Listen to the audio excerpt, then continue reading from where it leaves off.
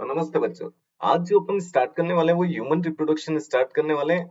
Basically इस topic में अपन जो जो चीजें पढ़ेंगे उसमें आपके एम्स लेवल हो गया, मतलब आजकल तो नीट भी एम्स में आती है, मतलब एडवांस लेवल हो गया, एनएससीबी लेवल हो गया। सभी जगह पर आपको ये लेक्चर काम में आना है। नीट में भी काम में आ जाएगा, आपको एडवांस लेवल सॉल्विंग में भी आ जाएगा और एनएससीबी में भी बहुत काम में आ जाएगा। सारी चीजों को अच्छे से पढ़ो, काफी चीजें आपको अच्छे से समझ में आ जाएगी। काफी सिंपल चैप्टर है, अपन स्टार्ट करते हैं इसको। Human reproduction. देखो ये चैप्टर लगभग 3 से 4 क्वेश्चंस तो लेकर आता ही है एग्जाम्स के अंदर। तो ये बात आप यहाँ पर ध्यान रखिएगा कि अच्छे से पढ़ोगे तो आपके पास में नीट के अंदर लगभग 16 नंबर का काम हो सकता है। ह्यूमन रिप्रोडक्शन स्टार्ट करते हैं अपन इसमें बेसिक। देखो हम बात किसकी कर रहे हैं, रिप्रोडक्शन ह्यूमन की। अगर मैं यहाँ पर बेसिक डेफिनेशन लिखता हूँ रिप्रोडक्शन की, तो रिप्रोडक्शन की आपकी बेसिक डेफिनेशन हो गई गिविंग बर्थ टू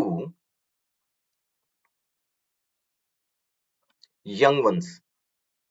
तो ये बेसिक एक डेफिनेशन हो गई। देखो अपन इस टॉपिक को डिटेल में जाने से पहले कुछ टर्मिनोलॉजी भी अपन समझ लेते हैं, इसके अंदर क्या क्या टर्मिनोलॉजी आने वाली है। जैसे कि अगर हम इसमें इवेंट्स की बात करते हैं, इवेंट्स क्या क्या होने वाले हैं, तो जब इस पर हम इवेंट्स की बात करेंगे तो आप इवेंट्स देख सकते हैं इसके अंदर। जैसे कि पहला इवेंट्स अगर मैं यहाँ लिखता हूं तो pre fertilization event, pre fertilization. Second event अपने को देखने को मिलेगा यहां पर फर्टिलाइजेशन। और थर्ड इवेंट जो अपने को देखने को मिलेगा वो होगा पोस्ट फर्टिलाइजेशन। यानी इन सभी के अंदर कुछ ना कुछ तो हो ही रहा होगा। अगर मैं प्री फर्टिलाइजेशन की बात करूंगा इसके अंदर, तो प्री फर्टिलाइजेशन के अंदर आपको क्या देखने को मिलेगा, प्री फर्टिलाइजेशन के अंदर आपको देखने को मिलेगा गोनेट्स का डेवलपमेंट। गोनेट्स डेवलप हो जाएंगे यहां पर आपको गैमेटोजेनेसिस भी देखने को मिलेगा। क्या देखने को मिलेगा, गैमेटोजेनेसिस। तो वो भी लिख देता हूं। गैमेटोजेनेसिस में स्पर्मेटोजेनेसिस भी आ जाएगा, ooजेनेसिस भी आ जाएगा। फिर इसके बाद आप देख सकते हैं इंसेमिनेशन। इंसेमिनेशन का मतलब हुआ ejaculation inside the vagina. Copulation का मतलब होता है मीटिंग। जब मेल एंड फीमेल मीट करते हैं उसको बोलते हैं कोपुलेशन। जब स्पर्म्स का इंसेमिनेशन यानी कि इजैकुलेशन होता है inside the vagina, then it is known as insemination. Gametogenesis का मतलब गैमेट्स का डेवलपमेंट। अगर स्पर्म का डेवलपमेंट हुआ तो स्पर्मेटोजेनेसिस, और अगर ओवम का डेवलपमेंट हुआ तो ooजेनेसिस। तो ये सारी चीजें आपको प्री फर्टिलाइजेशन के अंदर देखने को मिल रही है। गोनेट्स डेवलप हो रहे हैं, गैमेट्स बन रहे हैं, इंसेमिनेशन हो रहा है, कॉपुलेशन हो रहा है। फर्टिलाइजेशन के अंदर आप देखेंगे फ्यूजन ऑफ गैमेट्स। यहां पर क्या होगी बेटा, फ्यूजन ऑफ गैमेट्स। ये तो टर्मिनोलॉजी आ रही है ना आपको समझ में। पोस्ट फर्टिलाइजेशन के अंदर आप देखेंगे एम्ब्रियोजेनेसिस, एम्ब्रियोजेनेसिस, ooजेनेसिस, एम्ब्रियोजेनेसिस, ऑर्गेनोजेनेसिस। ooजेनेसिस कहां से आ गया, ऑर्गेनोजेनेसिस। फिर इसके बाद में पार्चुरेशन देखेंगे अपन, और लैक्टेशन भी देखेंगे।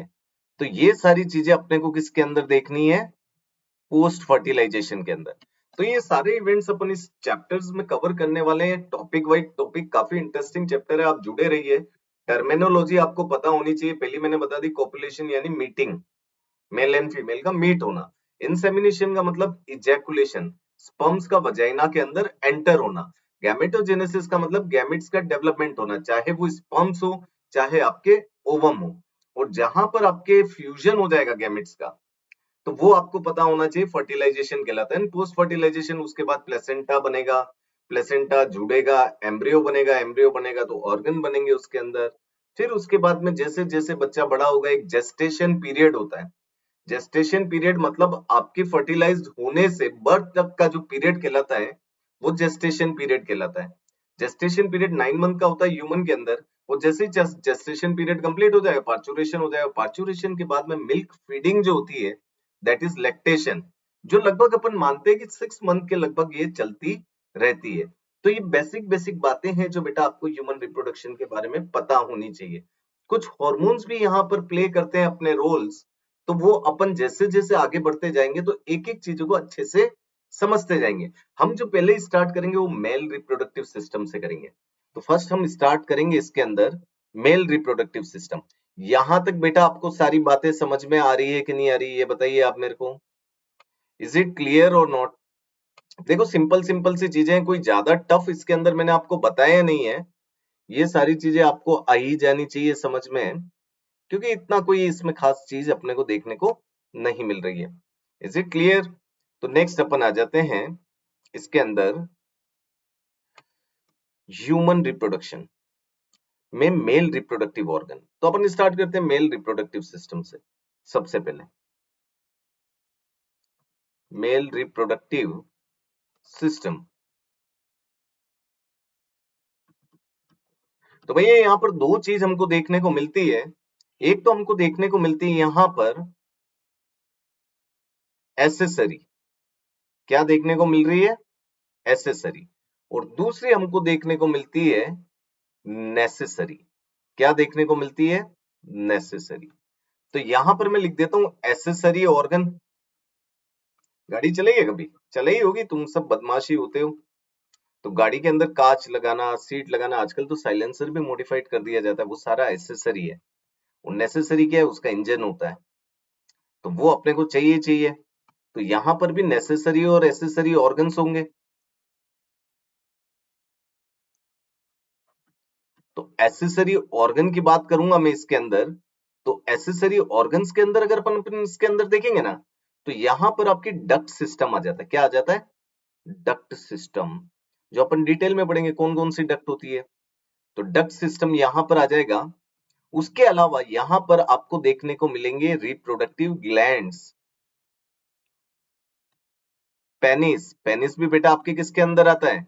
एसेसरी के अंदर आता है। नेसेसरी में मत लिख देना कि sir penis is the necessary organ. Necessary नहीं, नेसेसरी वह प्लेस होती है जहां पर आपका गैमेटोजेनेसिस होता है, यानी कि आपके स्पर्म्स का फॉर्मेशन होगा।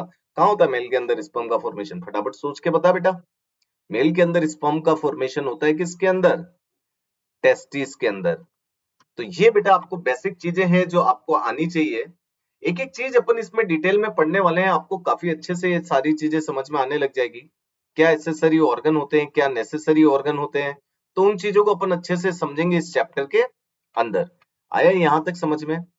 तो सबसे पहले अपन स्टार्ट करते हैं जो अपना नेसेसरी ऑर्गन है टेस्टिस। लेकिन उसके बारे में पढ़ने से पहले अपन कुछ डिटेल में पढ़ेंगे। देखो यहां पर टेस्टिस की बात करते हैं। टेस्टिस की, अगर हम टेस्टिस के बारे में डिस्कस कर रहे हैं, तो टेस्टिस तो आपके पास में ओवल शेप होती है। कैसा शेप होती है इसकी? Oval shape. अंडे की तरह होती है, तो ये ओवल शेप हो गई। साइज को याद करने का एक सिंपल सा तरीका है जो मैं यहाँ पर आपको बता दूंगा, उससे आपको काफी चीजें सिंपल हो जाएगी। देखो एनसीईआरटी इसके अंदर साइज भी देती है, तो अपने को एडवांस लेवल के साथ साथ एनसीईआरटी भी अच्छे से समझ में आती है, आनी चाहिए।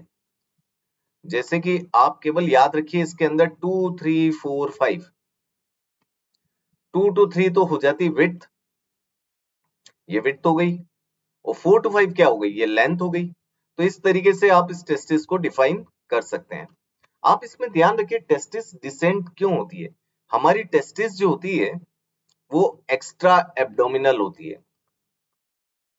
टेस्टिस इज एक्स्ट्रा एब्डोमिनल, मतलब पेट के अंदर नहीं होती, पेट के बाहर होती है, तो आप लोगों को पता ही है।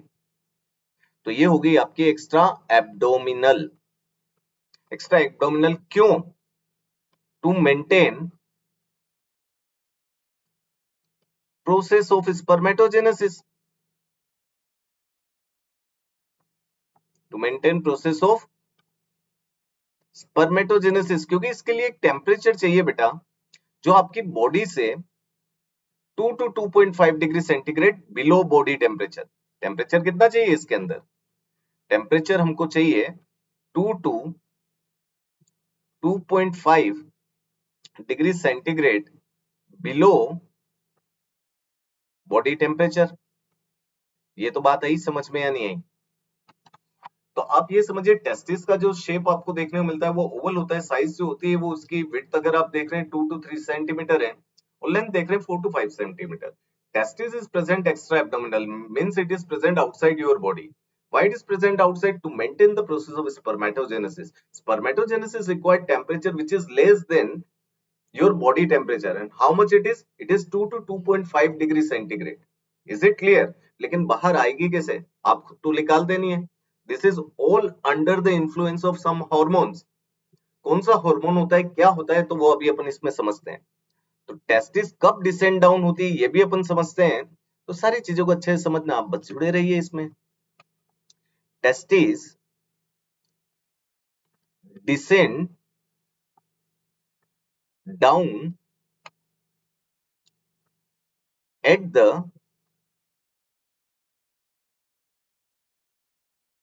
fetal stage of 7 month।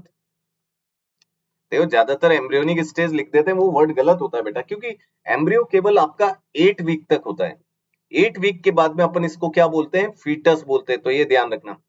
तो testis descend down at the fetal stage 7 month, मतलब पेट के अंदर इन्फेंट की लाइफ लिख लिया तो वो स्टेटमेंट रॉन्ग हो जाएगा, ये ध्यान रखना आप इसके अंदर। तो पहली चीज तो ये हो गई, testis descend under the influence of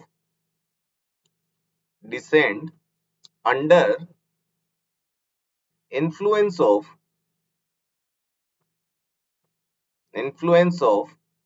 hormone जो होता है टेस्टोस्टेरोन होता है। टेस्टोस्टेरोन आपका एक स्टेरॉइडल हार्मोन है और testosterone is release by testosterone is released by Leydig cells।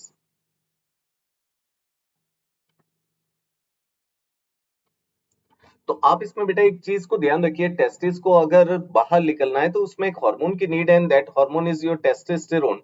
और टेस्टोस्टेरोन को रिलीज करने के लिए बेटा आपके लेडिंग सेल्स है, लेकिन लेडिंग सेल को स्टिमुलेट कौन करता है?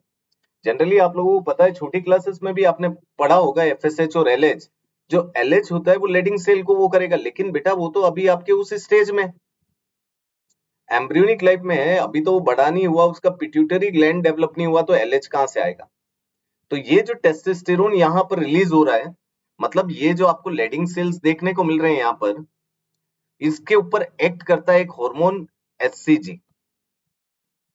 सर ये तो फीमेल के अंदर होता है, मेल के अंदर भी होता है, बिल्कुल बेटा। तो ये एक्ट करता है, ये मिमिक कर रहा है आपके एलएच को, मिमिक एलएच, और एक्ट ऑन लेडिंग सेल्स, और यहां से बेटा आपके रिलीज होता है क्या, टेस्टोस्टेरोन।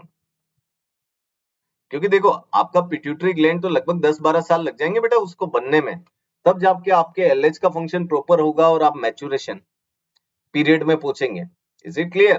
तो वहां तक पहुंचने के लिए तब तो अपने पास एलएच है नहीं, तो आपका क्या वर्क कर रहा है, एससीजी कर रहा है। प्यूबर्टी आने तक तो आपको ध्यान रखना है ना इस चीज को।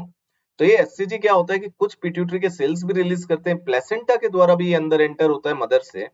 तो इस तरीके से ये सारी चीजें होती है, तब आपकी टेस्टिस डिसेंड डाउन होती है। और वो कब डिसेंड डाउन होती है? At the 7 month of embryonic life. क्यों डिसेंड डाउन हुई? क्योंकि अपने को टेम्परेचर क्या चाहिए, 2 to 2.5 डिग्री कम चाहिए स्पर्मेटोजेनेसिस के लिए।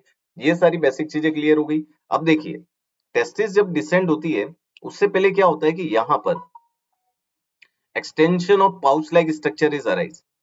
अब pouch like structure is arise, pouch like structure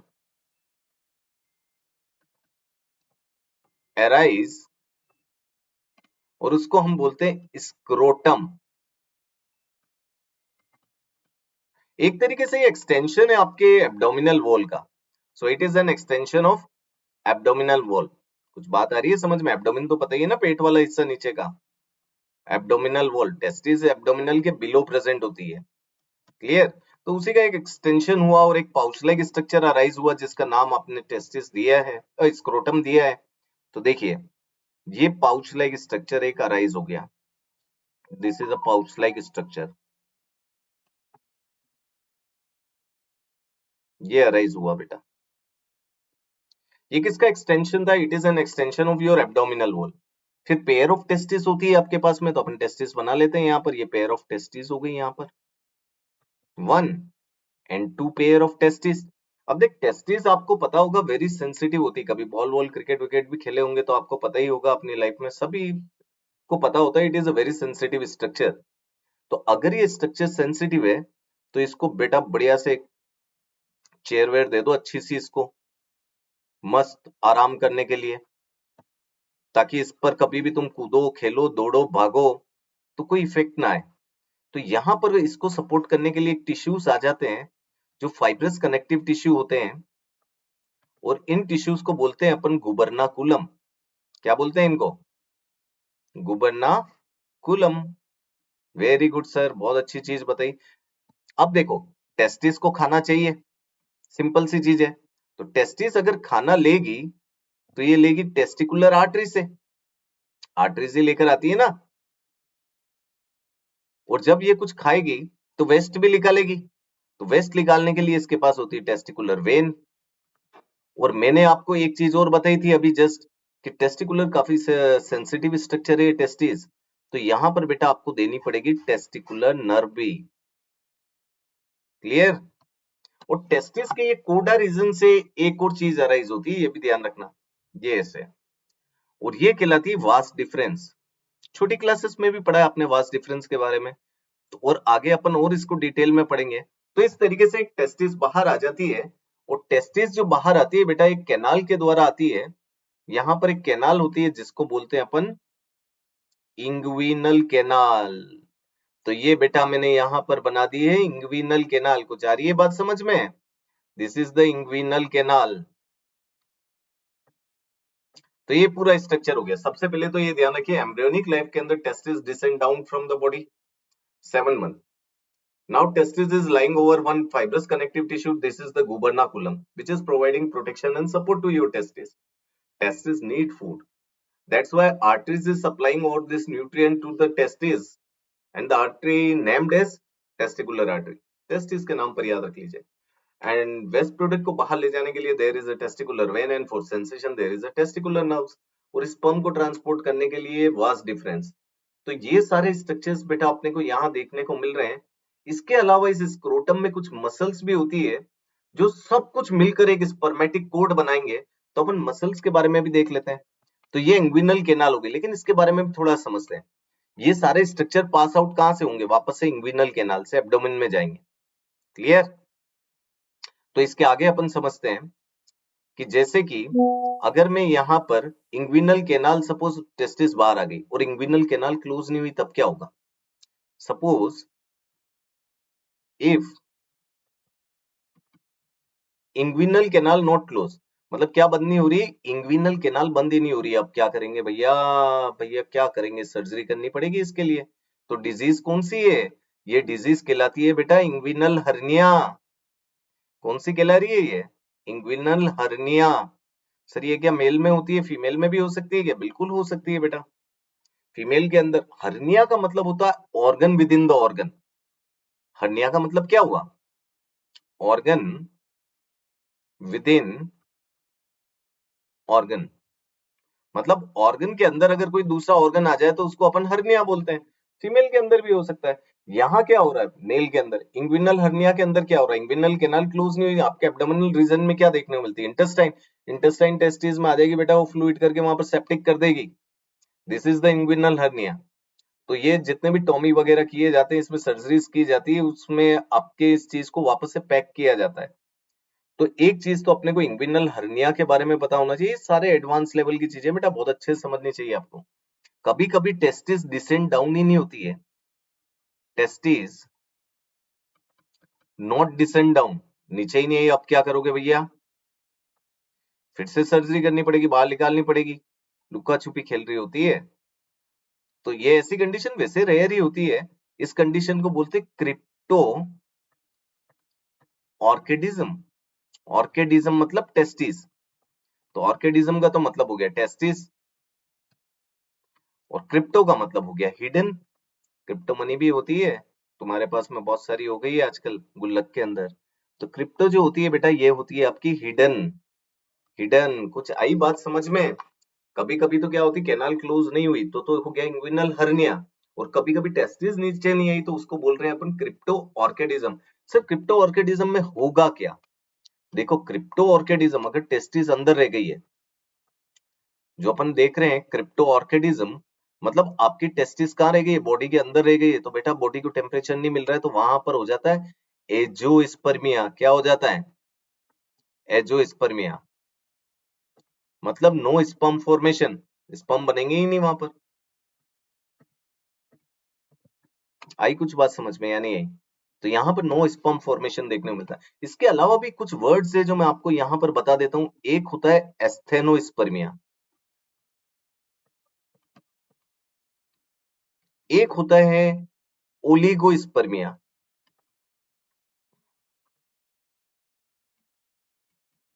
asthenospermia के अंदर क्या होता है? मोटिलिटी पर इफेक्ट आता है। किसके अंदर इफेक्ट आता है? मोटिलिटी रिड्यूस्ड हो गई है। अगर स्पर्म की मोटिलिटी रिड्यूस हो गई तो कैपेसिटी कम हो गई। ओलिगोस्पर्मिया का मतलब होता है 20 मिलियन या 15 टू 20 मिलियन से लेस हो जाए स्पर्म काउंट,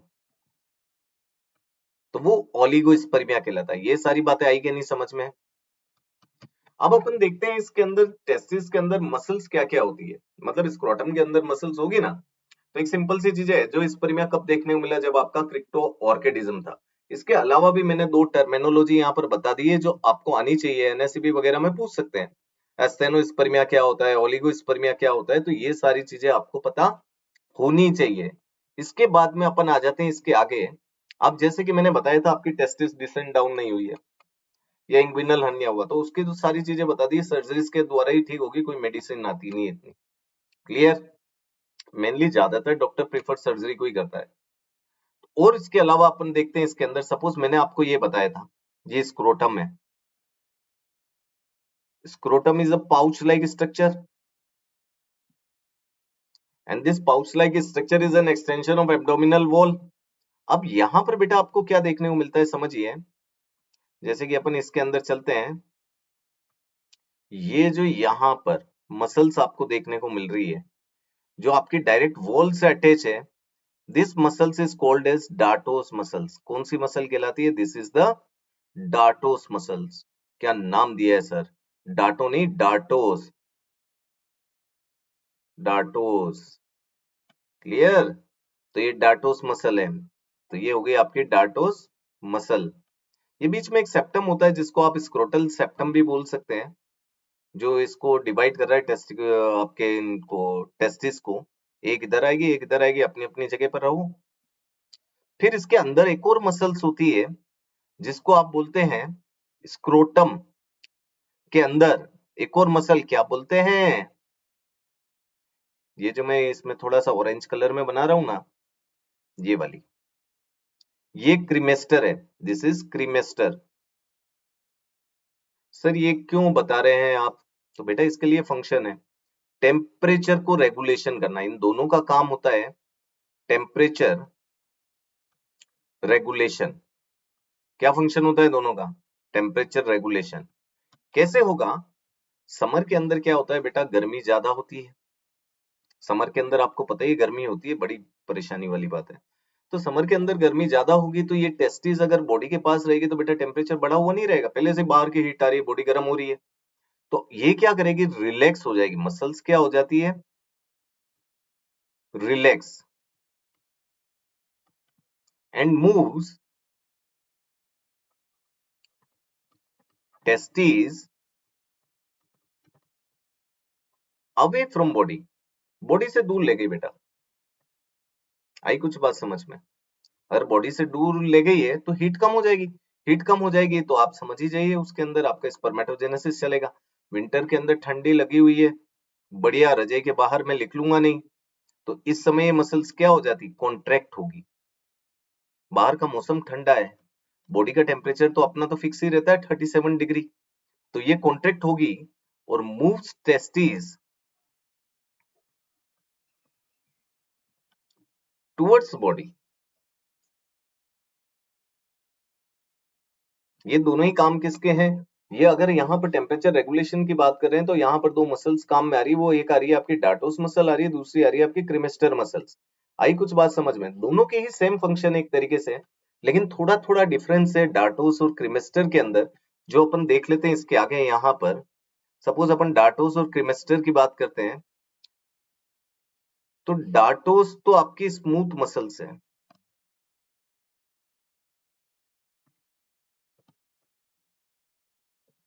स्मूथ मसल आप समझ रहे हैं, इनवॉलेंटरी है, इनवॉलेंटरी।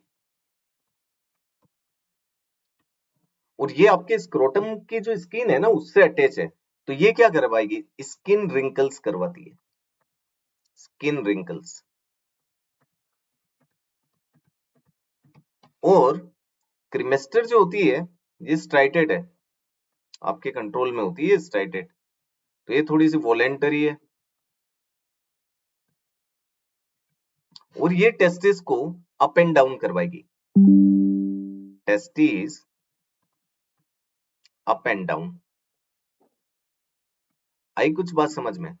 तो इस तरीके से बेटा यहाँ पर टेस्टिस का पूरी तरीके से रेगुलेशंस होता है, टेम्परेचर रेगुलेशंस होता है। और यहाँ पर एक स्पर्मेटिक कोड का फॉर्मेशन होता है, जिसके बारे में अपन अच्छे से समझ लेते हैं कि स्पर्मेटिक कोड क्या होगी।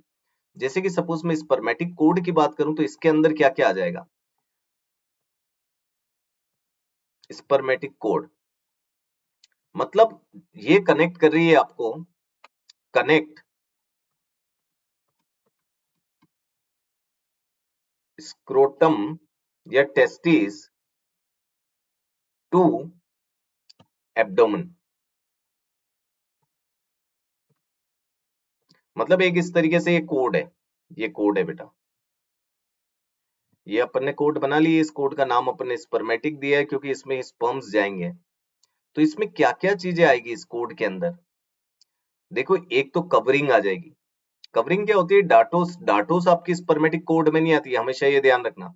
डाटोस तो स्किन के साथ अटैच है, स्क्रोटम थोड़ी अंदर जाएगा वापस। उसके नीचे फेशिया होता है, उसके नीचे क्या होता है? फेशिया, जिसको बोलते हैं अपन स्पर्मेटिक फेशिया। और स्पर्मेटिक फेशिया के नीचे होती है मसल्स, क्रीमेस्टर मसल। क्रीमेस्टर आएगी बेटा इसके अंदर। फिर आपकी testicular artery, testicular vein, testicular nerve. तो ये सारी ही चीजें बेटा यहाँ पर देखने को मिलेगी। और ये पूरा एक बंडल बना देगी, और बंडल बनाएगी और ये एब्डोमेन के अंदर जाएगी, स्क्रोटम से होते हुए टेस्टिस के यहाँ से। वास्ट डिफरेंस भी लिख देता हूँ क्यों, वो भी जाएगी। तो ये सारी मिलकर आपकी क्या फॉर्मेशन कर रही है? ये फॉर्म कर रही है आपकी स्पर्मेटिक कोड का। अब इसका फंक्शन क्या हुआ बेटा? अगर स्पर्मेटिक कोड के फंक्शन की बात करूं तो देखो, एक तो न्यूट्रिशन प्रोवाइड करना हो ही गया, एक्सक्रिएशन हो ही गया, वेस्ट प्रोडक्ट निकालना, सेंसेशन प्रोवाइड करना भी हो गया, और स्पर्म ट्रांसपोर्टेशन भी इस कोड का फंक्शन हो गया। इसके अलावा टेम्परेचर रेगुलेशन भी हो गया। क्रिमेस्टर मसल नजर आ रही है? आ रही है कुछ बात समझ में? अगर आपको एनएससीबी वगैरह एडवांस लेवल में कोई पूछ ले कि टेम्परेचर रेगुलेशन करना स्पर्मेटिक कोड का फंक्शन है, जी सर बिल्कुल हमें पता है ये। क्या इसमें न्यूट्रिशन प्रोवाइड करना स्पर्मेटिक कोड का? बिल्कुल। क्या सेंसेशन, क्या स्पर्म ट्रांसपोर्ट करना स्पर्मेटिक कोड का? तो बिल्कुल होता है। तो ये सारे ही फंक्शन अपने को पता होना चाहिए। नेक्स्ट लेक्चर में मैं आपको पढ़ाऊंगा टीएस ऑफ टेस्टिस, सेक्शन जो होता है ना टेस्टिस का, उसको अपन अच्छे से डिटेल में समझेंगे। ये बात मेरे हिसाब से आप लोगों को सभी को समझ में आ रही होगी। इज इट क्लियर बच्चा? तो यहां तक बेटा आप लोग पढ़ो, इसके आगे फिर अपन आगे पढ़ेंगे।